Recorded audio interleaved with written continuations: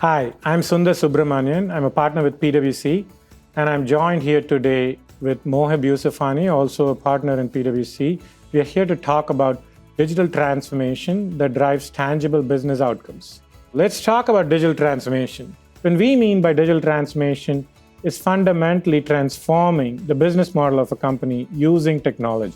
88% of executives are saying that digital transformations are not adding value in a satisfactory way, which begs the question, why not? Most companies undertaking digital transformation are talking about technology debt and modernizing their infrastructure to reduce legacy systems that are weighing them down. Today, we introduce this idea of business process debt. As you've undertaken these digital transformation efforts, what is different about how you're doing digital value transformation than traditional digital transformation efforts?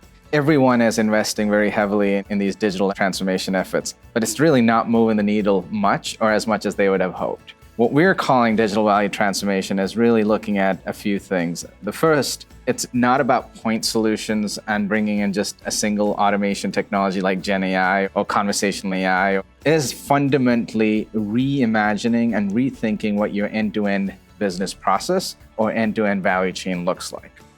Second, it's about building on top of your legacy platforms or modernized platforms like CRM or ERPs. And the third aspect is it's really encompassing the end-to-end ecosystem. So for one, yes, what is that transformation and end-to-end reconstruction of the value chain look like? But once the digital enablers are brought into place, what does the resultant operating model or business model look like?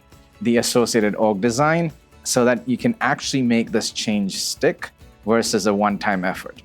Great point. So how do you accelerate the value through this method? There are a few fundamental things. Top three that come to mind is one, really starting with the end in mind or what the business outcome needs to be, and then taking a step backwards to define what the North Star roadmap looks like. That could be enterprise-wide, or it could be functional driven. When I say functional driven, it could be corporate functions and shared services like human resources and procurement, etc. Or it could be front office, such as commercial, sales, and marketing.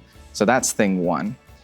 Thing two is bringing a multiple set of technologies into play. So it's not just one specific technology. It's a multiple set of technologies like Gen AI, conversational AI, machine learning, all the data analytics platforms, etc.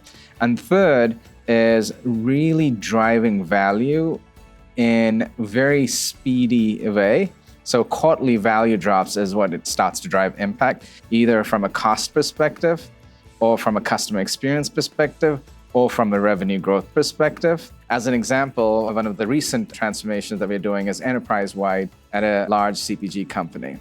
And we took a step back, defined what the true North Star looks like, and the entire enterprise-wide ecosystem was translated into 50 plus products, both front office and the commercial, sales and marketing functions, as well as the shared services and the global businesses services functions.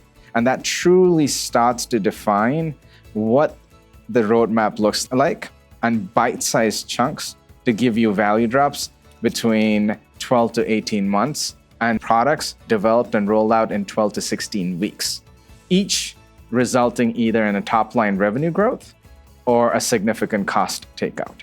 Wow, so you're talking about delivering results in 12, 16-week increments throughout a journey for 2-3 years. That sounds wonderful, but what kind of outcomes are we talking about in these sprints? It's a three-dimensional view. One is, how do you really enhance the employee experience? Second is customer experience, and we've seen NPS scores significantly improve anywhere between 10 to 15% plus, depending on the area that you're looking at.